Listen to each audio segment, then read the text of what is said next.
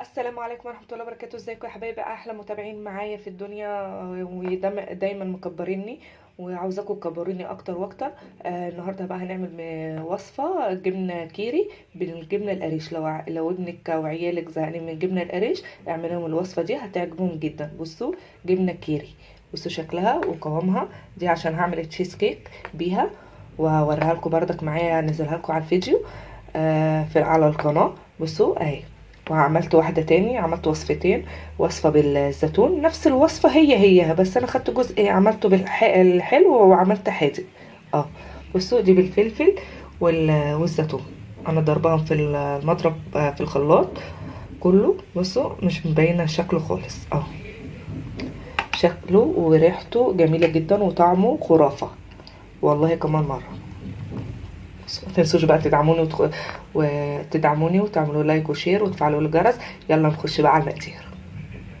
السلام عليكم ورحمه الله وبركاته. ازيكم يا حبايبي، عاملين ايه واخباركم ايه؟ النهارده بقى هنحول الجبنه القريش دي لجبنه كيري. ازاي بقى؟ هنمشي الخطوات بقى معاكم واحده واحده. معانا نص كيلو جبنه قريش، وكوبايه لبن، كوبايه الا ربع، وهنهكها بالقشطه بطعم القشطه. عشان ايه؟ انا هدخلها في كيك ديت. اللهم صل على النبي. معانا لبن بودر، واحنا مش هنحط ملح عشان احنا هي فيها نسبة ملح شوية. ماشي، يلا بقى بينا على المقادير. هنحط اللبن والزيت بردك هننزله سرسوب كده اهو، واحدة واحدة. حطينا اللبن اهو في الخلاط، هضربه وارجع لكم. بصوا بقى يا جماعة، هقطع بقى بتاع الجبنة عشان نعمل التشيز كيك معاكم. حاجة كده جميلة جدا. معلش بقى، هكسرها كده وهنزل بقى بيها بالخلاط بعد ما ضربنا اللبن اهو بقى عامل زي الفوم. هننزله في الخلاط ونرجع لكم. بصوا بقى يا جماعه اهو، حطينا الجبنه القريش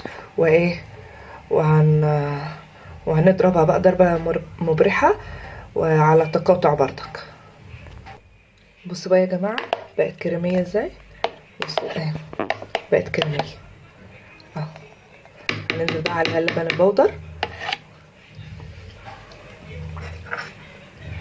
اهو، دي بقى اللي هتعزز الطعم بتاعها. وهنحط القشطه اهو، هنضربها ضربه مربحه بردك ونرجع لكم.